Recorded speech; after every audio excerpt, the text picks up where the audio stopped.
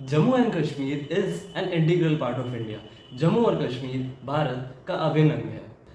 जम्मू और कश्मीर भारत के अध्यात्म, इतिहास और संस्कृति में एक बहुत ही इम्पोर्टेंट पोजीशन होल्ड करता है और इसीलिए आज की वीडियो में हम डिस्कस करने वाले हैं Kashmir history, independence and aftermath.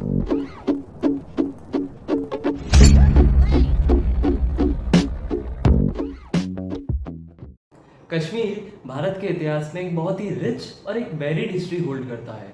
इतिहासकार कलन की किताब राजतरंगी से हमें पता चलता है कि यहाँ पर पहले सम्राट अशोक का राज स्थापित था और उन्होंने ही श्रीनगर शहर भी बसाया था। उस समय यह नगरी अध्यात्म और साहित्य का एक तरह से हब बन चुकी थी।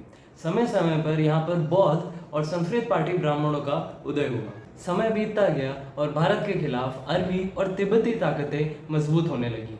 पर वो कहते हैं ना, tough times create strong man.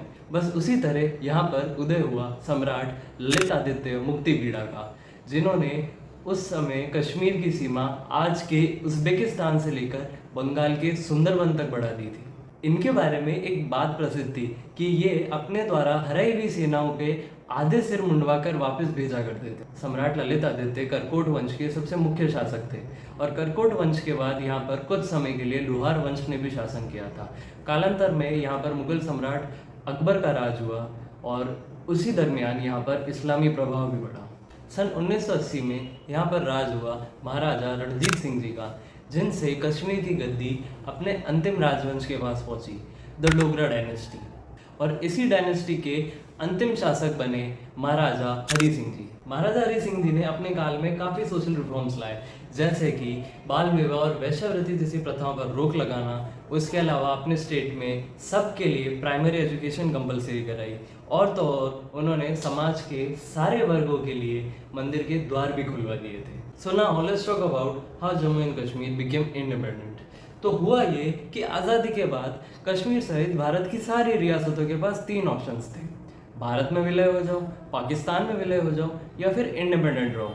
Kashmir के महाराजा कश्मीर को इंडिपेंडेंट रखना चाहते थे, but mister Nehru and Britishers pressured him for the otherwise. इसलिए उन्होंने भारत के साथ एक स्टैंड स्टिल अग्रीमेंट साइन करा था। इस अग्रीमेंट को भारत की बहुत सी रियासतों ने पहले भी यूज़ किया था, जैसे हैदराबाद। इन सब के बीच में Pakistan was planning N evil move. उसने इनफॉर्मल मिलिटेंट्स को आर्म्स और एमिनेशन प्रोवाइड करके कश्मीर पर कब्जा करने के लिए भेज दिया।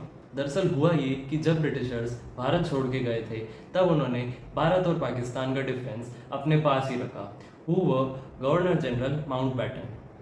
इंडिया ने माउंटबेटन से आग्रह किया कि हमें पाकिस्तान को रोकना चाहिए, but Mountbatten denied, arguing that कि अभी कश्मीर भारत का हिस्सा नहीं है और वहाँ पर कोई भी एक्शन लेना एक अटैक कंसिडर होगा रेदर देन अ डिफेंस, जो उस समय ब्रिटिशर्स की पॉलिसी के खिलाफ था। Hence mister Nehru had a meeting with Maharaja Hari Singh ji, जहाँ पर हरि सिंह जी ने वही इंस्ट्रूमेंट ऑफ एक्सेशन साइन किया जो भारत के अन्य राजाओं ने किया। ये सब होते होते पाकिस्तान श्रीनगर से बस 50 किलोमीटर दूर पहुँच चुका था और सिग्नेचर्स होते ही इंडियन आर्मी ने इमीडिएट इफेक्ट से एक्शन लिया। तो अब यहाँ पर आम इंसान के दिमाग में एक सवाल आता है, तो क्या पीओके के लिए महाराजा हरि सिंह जी जिम्मेदार थे?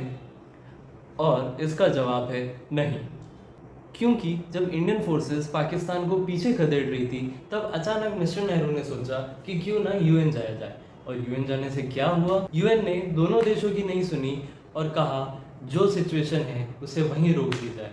और इसलिए उस समय जो वॉर फ्रंट लाइन थी वो बन गई एलओसी और हमें मिला पीओके। जीती जिताई जंग में मिस्टर नेहरू के यूएन जाने की वजह से कश्मीर के जैसे दो हिस्से से हो गए और कुछ दिनों की लड़ाई कई सालों की बन गई। यस, आई अग्री कि महाराजा हरि सिंह जी अगर डिसीजन लेने में इतनी देर नहीं करते तो शायद ये स्थिति होती नहीं, लेकिन आपको ये सुधारने का मौका था और आपने क्या किया? स्थिति और बिगाड़ दी। So this was some lore on Kashmir's independence and some untold/hiddens about the King of Kashmir.